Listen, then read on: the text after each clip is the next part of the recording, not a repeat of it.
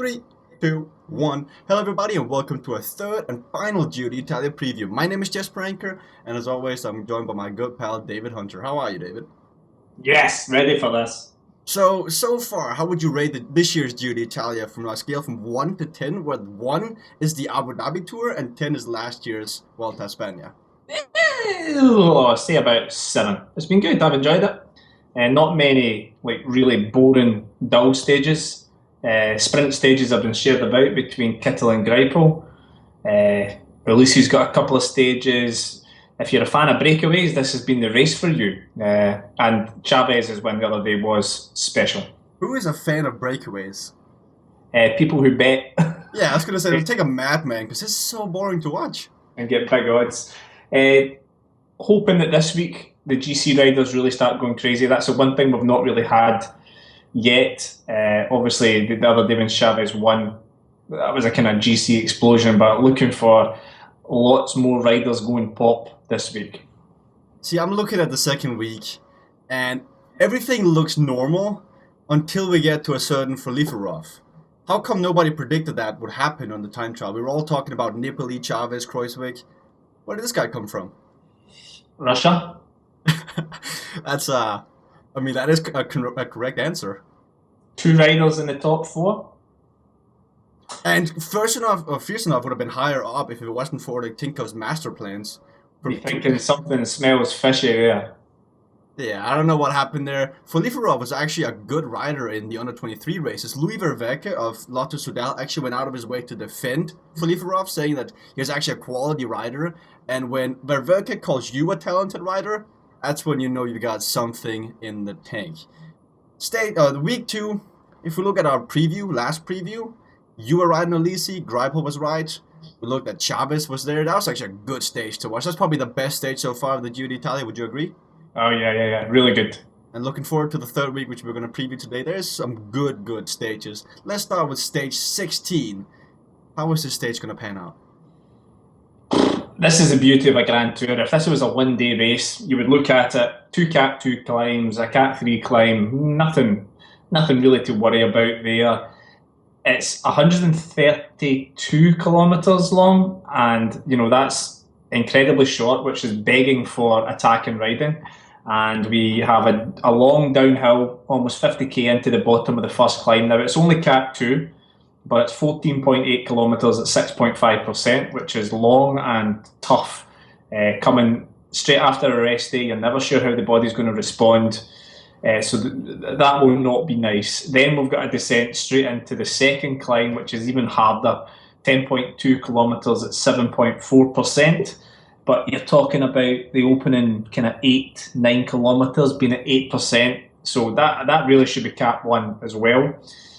That's where the fireworks should happen. Astana might just go crazy from the very start of the race. It's going to be hard to get in the breakaway because it's downhill as well. If the breakaway takes 50k to establish, there's only 80k left in the stage, so there isn't a great amount of time to get a big gap. It kind of just depends. Astana are going to go crazy. We know what's going to happen. Nibali is not in the best of form, but they will still have their fun. And they had their fun on Saturday, and they totally blew the peloton to pieces. Zeitz. The Beast. The Beast. Kangert. Scarponi, who by far is the best rider in this race just now. Forget Kreuzweg, Scarponi is going so well. And then Fuglsang, who is, in my opinion, the most disappointing of that bunch. Maybe it's because he's knackered by the time he's got to do his work, because he's got to survive the Scarponi attack. But Astana will rip the race to shreds tomorrow. I think it will happen on the second climb, not the first one. You are a betting man, correct? So we saw last rest day that Team Sky had a big barbecue. How many teams do you think had a great barbecue today ahead of this stage? It's nothing to do with the barbecue. Poor Mikel Landa, though. That's a real shame. He looked pretty well, and people were saying now next week it's going to be good, and then he pulled out of nowhere, so he won't be contesting. But Astana, it's going to be interesting to see how they handle this stage. Do you really think that if Michel Scarponi goes to the front and really puts down the pace, isn't that going to hurt Nibali more than help him? No, they've got to do it. That's got to be the tactic. Nibali was attacking on Saturday, Interesting his move on Saturday. He distanced Valverde, which would have been his prime objective. And then I don't know if he underestimated the other two or if he maybe just had a bad moment, but they certainly put him to the sword, and you wouldn't have expected that. Then he has a poor time trial. Even before his bike change, he was losing about a minute to Kreuzweg, so that was not in the plan. But they've got to do what they do best, which is mountain train on the front and try and get rid of as many riders as possible. Nibali attacks, and then the fun happens. We'll see who can follow him. We'll see what pressure Kreuzweg will be put under. I tweeted out earlier that if Kreuzweg wins, this is going to be the biggest shock since Horner won the Vuelta or Hajdahl won the Giro. Both those riders took the lead in the final weekend. Kreuzweg has it now. He's got to survive a week of crazy racing, so he's going to be tested to the absolute maximum. If he wins this race, he will have earned it through blood, sweat and tears. Astana are going to try everything they can to put him under pressure. He will hope that riders like Chavez maybe will chase Nibali because he'll be worried about losing his second place overall. So that's a good tactic for him to have. But Chavez might not work. He needs to have some balls and just say, no, Kreuzweg, you've got to do the work. So there's going to be a very interesting dynamic between those two. And who knows, we could have Valverde and Nibali joining up against the two youngsters, Kreuzweg and Chavez. See, that's what I heard. I heard there was a gentleman's agreement that was made today on the rest day between Astana and Movistar. So we're going to see the two trains combined on these mountain stages. That would be epic. But what are the odds of that actually happening? Small. But to be honest, Movistar can't compete. Amador's popped. He can't survive Scarponi's attacks. Visconti can't survive them either. So it's all very good saying we can combine with you, but when Astana have 4 men and Movistar have 1, there's not much help Movistar are going to actually do. To summarise this stage, does it go to a breakaway or does it go to a DC contender? I would say break. It's too hard to hold it together. Who wants to hold it together? Astana, the stage finish suits Nibali, suits Valverde more than anybody else, but Movistar aren't strong enough to hold it, so I think another breakaway. And looking at the breakaway, who's impressed you so far? Who's on the upward peaks towards the third week? Elise, that man Elise again. He's taking a win each week. Absolutely nailed on. He takes a third win at some point during this race. I'm impressed with you because you said Elise all 3 weeks so far, and so far you're 2 for 2. Looking at the first and the second week, and I would not bet against you for not go 3 for 3. Then we have a sprint stage. Kittel is out, Greipel is out, Hofland is out, Demar is out. How can we have a sprint stage with no sprinters? Well, Nizzolo and Modolo would beg to differ. Yeah, but is it really a win? Is it really? Did they know deep down that they've only won because the real sprinters aren't here? Well, in the end, standing on the podium, you're not standing up there with Greipel and Kittel, you're standing there alone, and that's what matters. A hollow victory. But a victory nonetheless. If we're looking at the sprinters left in this race, who can actually take the victory here? Has to be between the two of them, and Nizzolo looks like he's got the edge just now, even though Boy Van Poppel's away, so he doesn't have his last man, which means that Ferrari and Modolo will probably be on the front, so Nizzolo will have to come past him, but looking at his previous sprints, he should be able to do that, and then we're opening out the podium, third place to whoever's left, so we will hopefully see some surprise results. We could have Henrik Hausler up there. We could have Rick Zabel up there. Going by the way Gazprom are going, their sprinter will probably win a stage.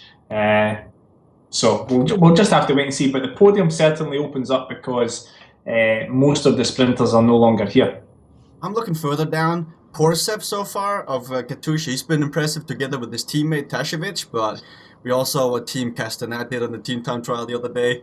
Not very good. Good move on Katusha for pulling him out. Batak Lin of Lotto and El Jumbo has actually surprised me so far. I saw that you actually predicted him to go top 10 in the time trial. I was close. How did that go? 155th.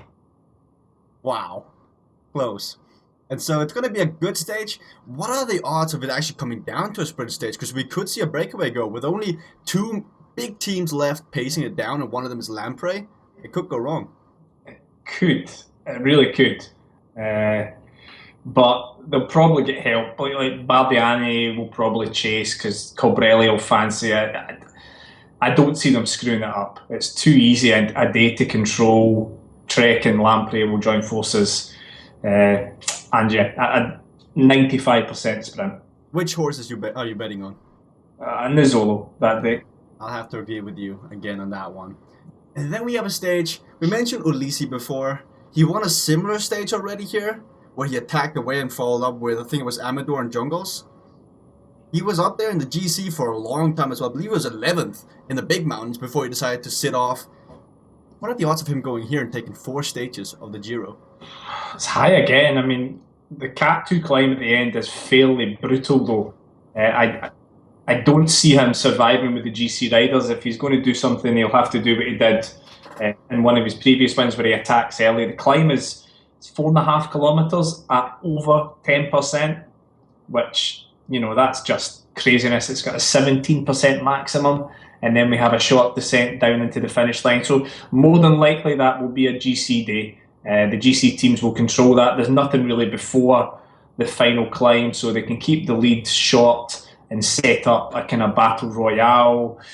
You'll be thinking, well, we've mentioned Alicia already, Valverde, Chavez. That type of rider would love the kind of 4K, 10%. But that could be a bad day for Kruijswijk.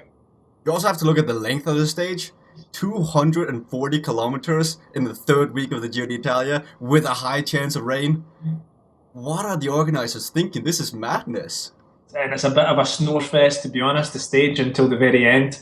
It's one of these stages that just seems long for the sake of being long. See, a good point. If Kruijswijk is still in the pink jersey, you get to see his magnificent bike. I recommend you look up pictures of that one. That's one of the best bikes. Not sarcasm at all. It's you'll be seeing that plenty of in the next week of the Giro d'Italia. So if we're looking at a battle royale between the GC contenders, who's the fastest? Valverde. Still? Even though he's been looking off shape? Yeah, he's still, I mean, Nibali beat him for a 3rd place sprint a couple of days ago, which was a massive surprise. Valverde just looked like he took it too easy and started too far out. He forgot there were bonus seconds at the line. That's why he didn't sprint. Bullshit. Just like his reason for doing poorly on Saturday was the amount of kilometres at altitude, which I'm surprised people haven't made too much of a deal of that, considering he's a cyclist and he climbs mountains for a living. And if he doesn't deal well with altitude, then I don't think he's going to cope very well at the weekend. Valverde's still the fastest. Chavez is also quick. Micah has been going really well. Really impressed by Micah. He's kind of flown under the radar a bit. Yeah, that looks like a very nice little climb. Gotta love the excuses that a cyclist can come up with. Like, it seems like you hurt them all, and then another one just pops out of nowhere. Good on you, Alejandro Valverde. And then we get into the interesting part of this year's Giro d'Italia, the 2 stages where I believe the GC is really going to put in place. We're starting with the stage with the Cima Coppi and the huge climb, Risol. Yep. Cima Coppi, 21.3 kilometres, 6.8%, maximum of 15%. A typical Giro climb, which is not just steep but incredibly long. Kruijswijk is going to come under immense pressure on that climb. They will not wait until Risoldi. Astana boys will go nice and early, and they'll throw everything at it. Nibali is a risky person. He will not care that if he gives up his 3rd place on GC, the chance to win is a big chance. So he'll go for it all guns blazing. If he fails, and he fails gloriously, then fine. He finishes 6th or 7th and he doesn't really care. Kruijswijk is going to be serious pressure on him that day. His team is not strong. Some people have been comparing it to Dumoulin and Vuelta. His team, I think, actually were a bit better prepared than the boys here. His main help in the mountains looks like Enrico Battaglin, who, by all accounts, is a bit of a sprinter. Now, he does go extremely well in the hills, and he was right up there on Saturday for a long, long time, which was surprising. The commentators even thought it was Roglic, but Battaglin was there for a long time. But Kruijswijk's going to come under pressure. The role of Chavez is going to be hugely significant. He needs to play poker very well, not chase after Nibali and Valverde. Now, that is easier said than done. If you see your 2nd place slipping away in the distance, the urge is there to chase, but he needs to force Kruijswijk into chasing. That's how he's going to win. He needs to make Kreuzweg chase after the two big stars, waste a lot of energy, then Chavez hits him after it. And, the pink jersey is not over. It really isn't over because we've got a couple of big stages. Definitely. And Kreuzweg, with all respect and tact, he's not the best climbers. If you look at Nibali, you look at Valverde, these guys, I'd dare to say are better climbers than Kreuzweg, but everyone is riding the hype train right now, saying that Kreuzweg is even better than Contador was in 2011, so just ease off a tiny bit. There is a scenario here where I see Astana sending either Fuglsang or Scarponi up the road with Amador of Movistar, go on early in the breakaway, and then bridge over with your main guys on the beginning of the Sima copy. Could you see that too? Do you see that? I don't think there's much of a need to do that. They aren't big threats on GC, so it won't force Jumbo into chasing. So if you send, say, Scarponi up the road, who's probably, I've not checked, but he's probably like 20 odd minutes down, then Jumbo will just sit on the front and don't ride and let him go so far off in the distance that you'll never catch him. So, the trick of sending a second threat up the road, it's over because nobody is close enough on GC. Fuglsang's about 7 minutes down, so they don't even have to chase after him. Amador, he's just about cooked. He's going to be down fairly significantly by that point as well. So they don't really have that threat. It's just a case of mountain, time trial, here we go, get on the front, go as fast as you can and try and blow everybody off your wheel. Nibali attacks, then we see if Kreuzweg can follow. But when you say mountain time trial, Stage 15 was a mountain time trial. Is the pink jersey not over yet then? Well, the last three mountain time trials in the Giro, the winner went on to win the GC. Foloforov won, so... Wow. There you go. Is it over? No. Is Kreuzweg the best rider over the first 2 weeks? Certainly. Is he climbing the best? You'd have to say so as well. But Chavez isn't far off him. Chavez is only down because of his poorish time trial ability. So Chavez is close, and once you add Nibali and Valverde into the mix, strange things can happen in the final week. As I've mentioned, the pressure that's going to be on Kreuzweg, both mentally and physically, will be incredibly demanding. He has never been in this position before. Now, if you're a Froome, a Contador, a Quintana, a Nibali, you're used to this pressure. You're used to, straight after the race, going and talking to the press for an hour. You are used to not eating at the same time as your teammates. You're used to not getting as much sleep as your teammates. They're used to all of that. Kreuzweg is not. So he will find the next week probably the most enjoyable of his life, but he'll probably find it the hardest of his life as well. And I've said before, if he goes on to win this, then he will have fully deserved it. If you thought stage 19 was madness, was tough, the stage after that, which they're going to try to save as much energy for, it could be classified as even tougher, because first of all, it's a shorter stage, and it's got 3 really hard Category 1s in it, with a finish on a Category 3. Is the Giro over before this stage, or is it going to be decided on this stage? Depends what Kreuzweg does the day before. If he loses a little bit of time, and you start to see a chink in his armour, then it's certainly going to be alive. Kreuzweg, we've also not mentioned that he is used to performing for 2 weeks in a Grand Tour. He's never really done it over 3. So he started off incredibly well. I just wonder if his form will start to fade at the very end, because it's a long time to maintain form for. And the same would go for Chavez. I just wonder if his form will start to go, and then you'll see the experience of Nibali and Valverde coming through. However, you can't predict that just now because Kreuzweg and Chavez have been so impressive. I'm looking at this, and it's going to be an interesting stage. It's so tough to predict it from this point, from today, because so much is going to depend on what happens on the stage before this. We could see a scenario where they save their energy and say there's always a day tomorrow, which is one of the bad things of a Grand Tour, but it's going to be interesting, and I just hope that we're going to see a battle royale with the attack from 10 kilometers in, and we get to see the entire stage, and we get to sit here with our leftists and just enjoy the race. That's one of the best parts about the final week of a Grand Tour. But using your logic with Kreuzweg and only performing for 2 weeks, usually it's the third week is actually the best in. So what's going to stop him from not being the best again here? He's got a good lead. He should win. I mean, Don't get me wrong, he is an overwhelming favourite now. He's in a fully deserved position. He has been the best rider over the first 2 weeks. However, all that pressure that I'm talking about, we've seen riders choke before and throw away leads. Sometimes it gets to you. And if he comes under continued pressure by Astana in particular, he could crack. Now, for that to happen, Nibali has to up his game.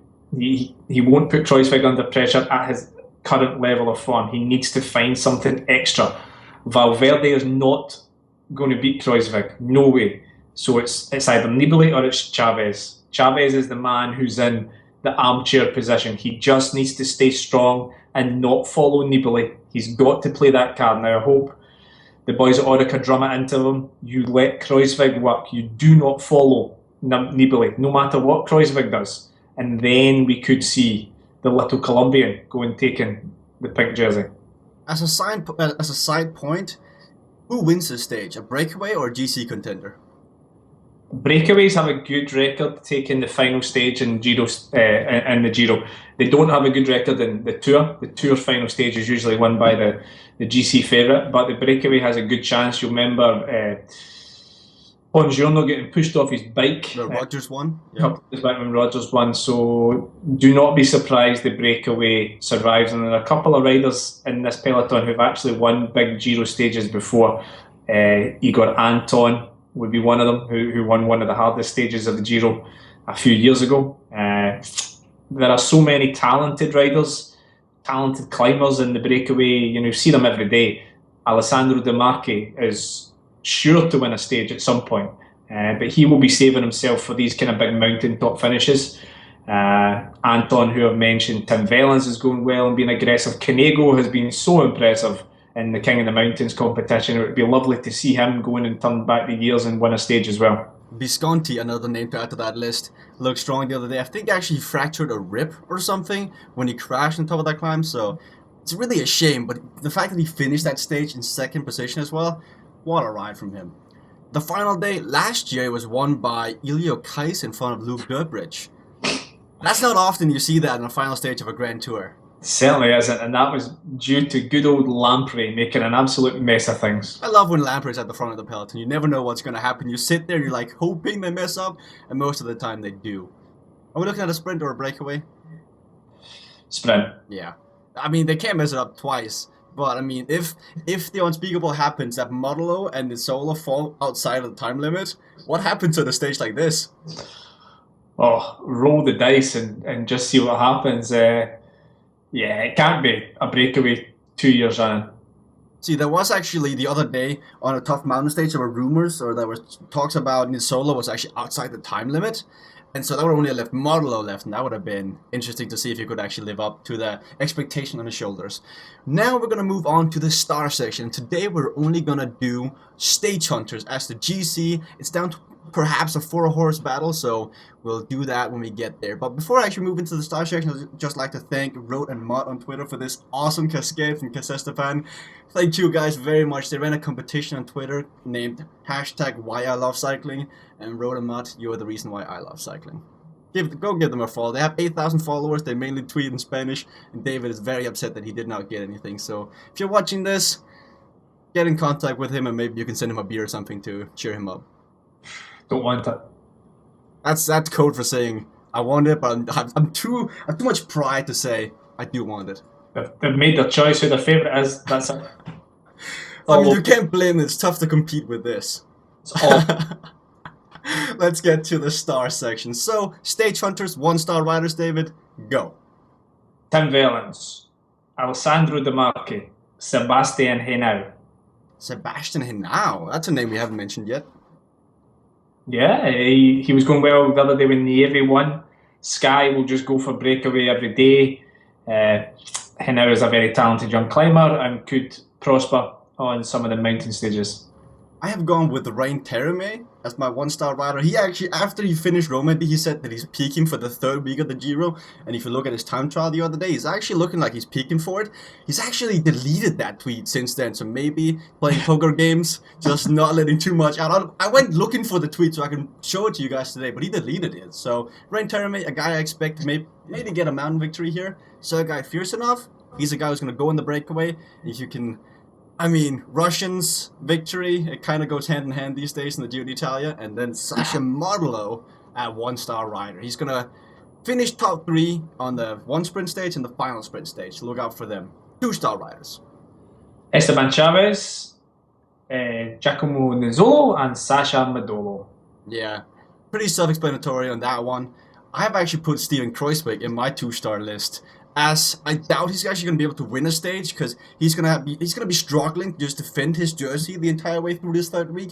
So I don't see him winning the stage. And I've also added Ulissi as a 2-star rider. I just don't have enough faith to put him at 3 stars. I know you have him again, but he's going to be a favorite for at least 2 stages here. Look out for him. He's been riding so well so far. 3-star riders. Ulissi, Kruijswijk, Nibali.